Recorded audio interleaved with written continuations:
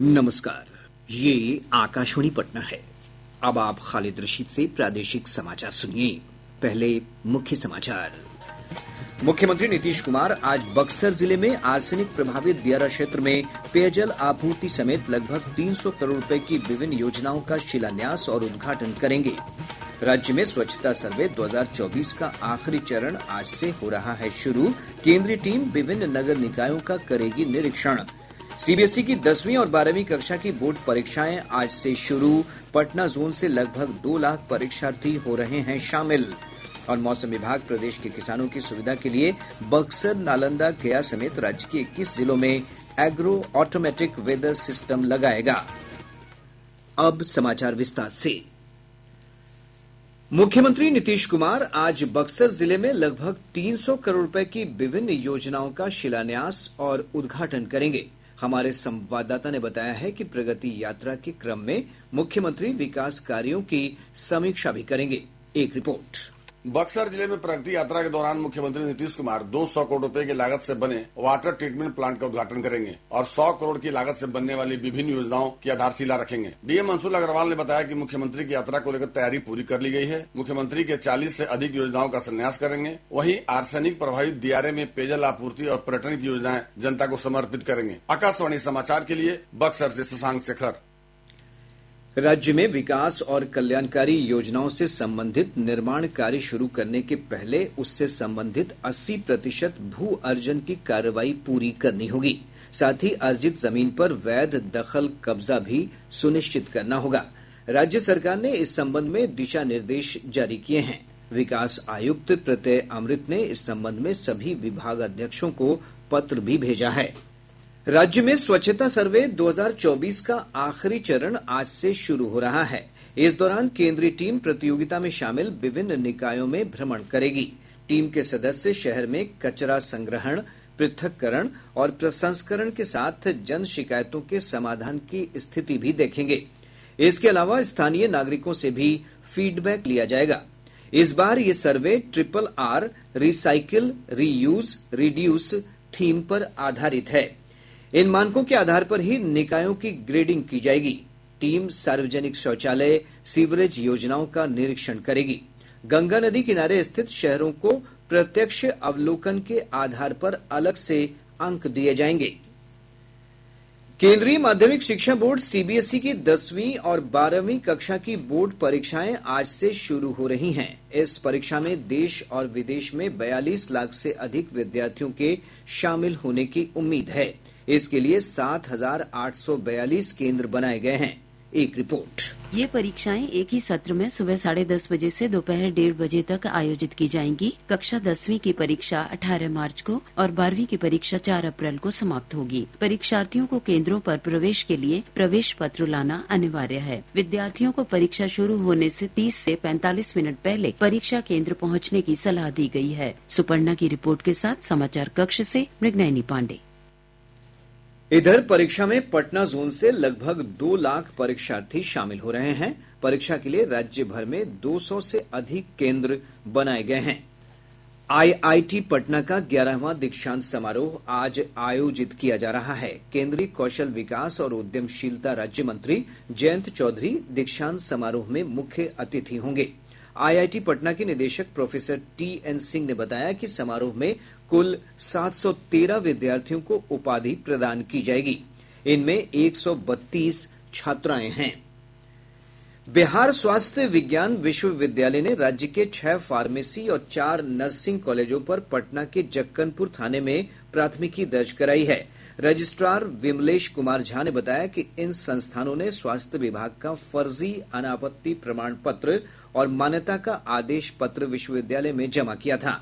Registrar ने कहा कि इन संस्थानों ने संबद्धता के लिए विश्वविद्यालय में आवेदन किया था। जांच के बाद इनके दस्तावेज फर्जी पाए गए हैं। लोकसभा अध्यक्ष ओम बिरला ने नए आयकर विधेयक की जांच के लिए 31 सदस्यों की प्रवर समिति का गठन किया है। समिति के सभापति भारतीय जनता पार्टी के सांसद वैजयंत पांडा होंगे। समिति अगले सत्र के पहले दिन अपनी रिपोर्ट प्रस्तुत करेगी। आयकर विधेयक 2025 हाल ही में लोकसभा में पेश किया गया था। इसका उद्देश्य आयकर से संबंधित कानून को मजबूत करना और उसमें सुधार लाना है। वित्त मंत्री निर्मला सीतारमण ने विधेयक पेश करते हुए लोकसभा अध्यक्ष से विधेयक के प्रारूप को प्रवर समिति को भेजने का अनुरोध किया था। उन्होंने कहा था कि नए कानून में वर्तमान आयकर अधिनियम की तुलना में कम खंड और अध्याय होंगे। इस कानून को सरल बनाया गया है ताकि सामान्य लोग इसे समझ सकें। प्रधानमंत्री नरेंद्र मोदी 23 फरवरी को आकाशवाणी पर मन की बात कार्यक्रम में देश विदेश के लोगों के साथ अपने विचार साझा करेंगे। यह मासिक रेडियो कार्यक्रम की 119वीं कड़ी होगी। लोग कार्यक्रम के लिए अपने विचार और सुझाव टोल फ्री नंबर 1800-117800 के माध्यम से भेज सकते हैं। कांग्रेस के वरिष्ठ नेता कृष्णा अलावरू को बिहार कांग्रेस का प्रभारी बनाया गया है। पार्टी के राष्ट्रीय महासचिव केसी वेणुगोपाल ने इस संबंध में अधिसूचना जारी कर दी है। श्री अलावरू मोहन प्रकाश का स्थान लेंगे। मौसम विज्ञान केंद्र पटना प्रदेश के किसानों की सुविधा के लिए बक्सर, नालंदा, गया, अरवल, जहानाबाद और सारण समेत राज्य के 21 जिलों में एग्रो ऑटोमेटिक वेदर सिस्टम लगाएगा। यह सिस्टम राज्य के 44 कृषि विज्ञान केंद्रों और कृषि कॉलेजों में लगाया जाएगा। इससे किसान जलवायु परिवर्तन के दुष्प्रभावों के प्रति सचेत रह सकेंगे। इस प्रणाली से किसानों को हर आधे घंटे पर हवा की गति, दिशा, धूप, छांव, बारिश, ठंड और ठनका की जानकारी मिलेगी। सिस्टम में लगे सेंसर मिट्टी की नमी, तापमान और स्वास्थ्य की जानकारी भी देंगे। किसानों को यह जानकारी मौसम विज्ञान केंद्र की वेबसाइट और मेघदूत ऐप के माध्यम से मिल सकेगी।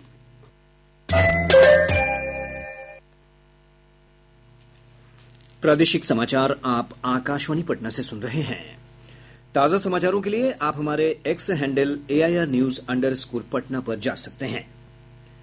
प्रदेश के मौसम में उतार चढ़ाव का सिलसिला जारी है। मौसम विभाग के अनुसार आज से पछुआ हवा का प्रभाव कम होने के साथ ही न्यूनतम तापमान में बढ़ोतरी की संभावना है।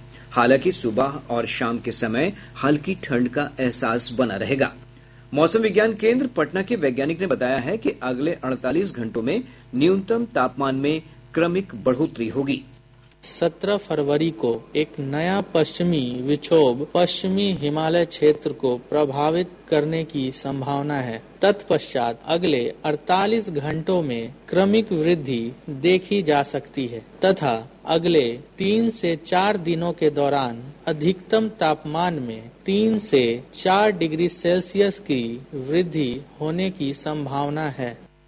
इधर पिछले 24 घंटों के दौरान 8.3 डिग्री सेल्सियस न्यूनतम तापमान के साथ सीतामढ़ी का पुपरी लगातार दूसरे दिन राज्य का सबसे ठंडा स्थान रहा। और अब खबरें महाकुंभ से।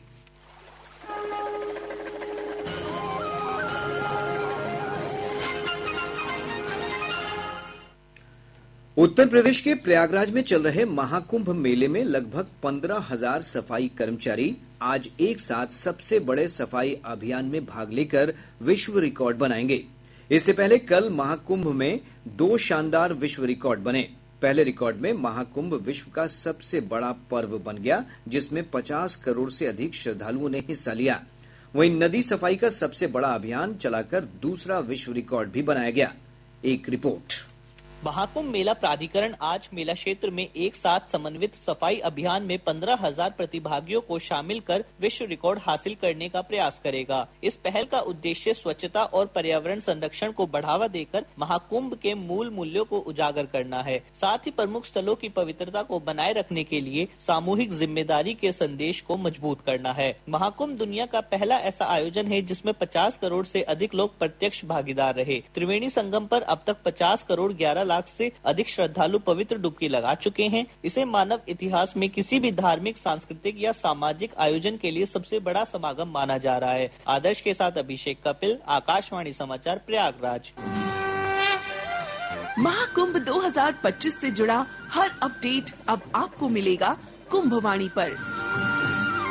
कुंभवाणी, जी हाँ, महाकुंभ को समर्पित आकाशवाणी का विशेष चैनल। सुनिए हर दिन 3 कुंभ बुलेटिन सुबह 8:30 दोपहर 2:30 और शाम 8:30 पर प्रयागराज में FM 103.5 मेगाहर्ट्ज पर। इसके अलावा कुंभवाणी उपलब्ध है हमारे न्यूज ऑन AIR ऐप पर और OTT प्लेटफॉर्म वेव्स पर।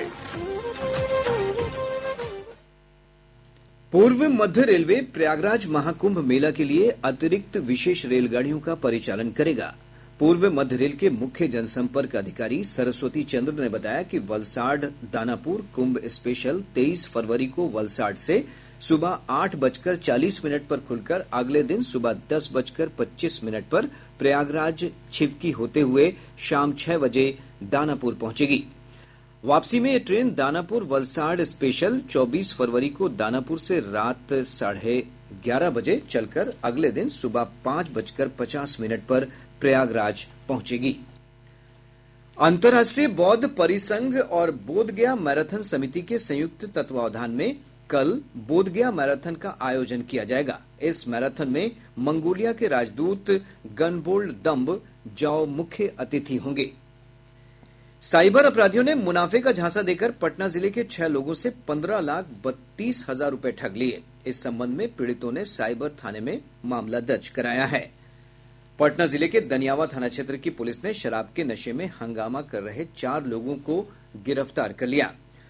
पश्चिम चंपारण जिले के लौरिया थाना क्षेत्र में पुलिस ने वाहन जांच के दौरान 1 किलो 850 ग्राम चरस के साथ 3 तस्करों को गिरफ्तार किया है। बरामद चरस का अंतर्राष्ट्रीय बाजार मूल्य लगभग 2 करोड़ रुपए बताया जाता है। बक्सर जिले के कृष्णा ब्रह्मा थाना क्षेत्र में एक डंपर की चपेट में आने से कार सवार 2 लोगों की मौत हो गई, वहीं 3 अन्य लोग घायल हो गए। ये सभी कुंभ स्नान कर किशनगंज लौट रहे थे। अब पटना से प्रकाशित प्रमुख समाचार पत्रों की सुर्खियां। आज के सभी समाचार पत्रों ने अलग अलग खबरों को प्रमुखता से प्रकाशित किया है। हिन्दुस्तान ने प्रधानमंत्री नरेंद्र मोदी के अमेरिका दौरे को प्रमुखता दी है। अखबार लिखता है भारत अमेरिका के बीच कई अहम करार, पाक को भी कड़ा संदेश।